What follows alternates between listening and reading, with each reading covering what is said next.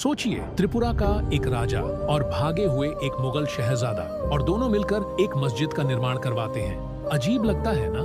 लेकिन आज मैं आपको त्रिपुरा के इतिहास का एक ऐसा छुपा हुआ अध्याय बताने जा रहा हूँ जो हमारी सभ्यता की असली पहचान दिखाता है।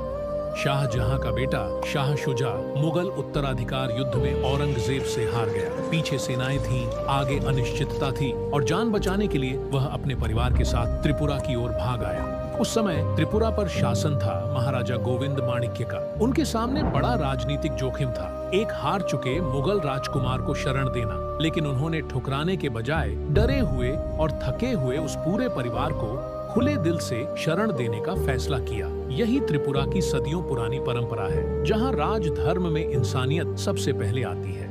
और यहीं से कहानी का सबसे दिलचस्प हिस्सा शुरू होता है। त्रिपुरा गजेट और स्थानीय परंपराओं के अनुसार शाह शुजा के लिए त्रिपुरा में एक मस्जिद का निर्माण कराया गया। कई ऐतिहासिक स्रोत बताते हैं कि इस मस्जिद के निर्माण में त्रिपुरा के राजाओं की सहायता और संरक्षण का बहुत बड़ा हाथ था। राजा ने न सिर्फ सुरक्षा दी बल्कि संसाधन, जमीन और सहयोग भी उपलब्ध करवाया ताकि एक शरण पाए हुए परिवार को सम्मान पूर्वक नमाज पढ़ने का स्थान मिल सके।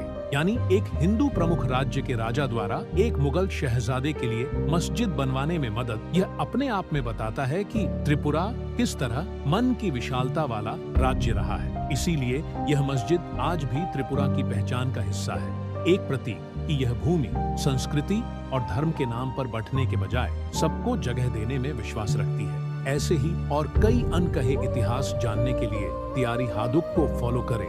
और अगर आपको लगता है कि यह कहानी और लोगों तक पहुंचना चाहिए तो इसे जरूर शेयर करें।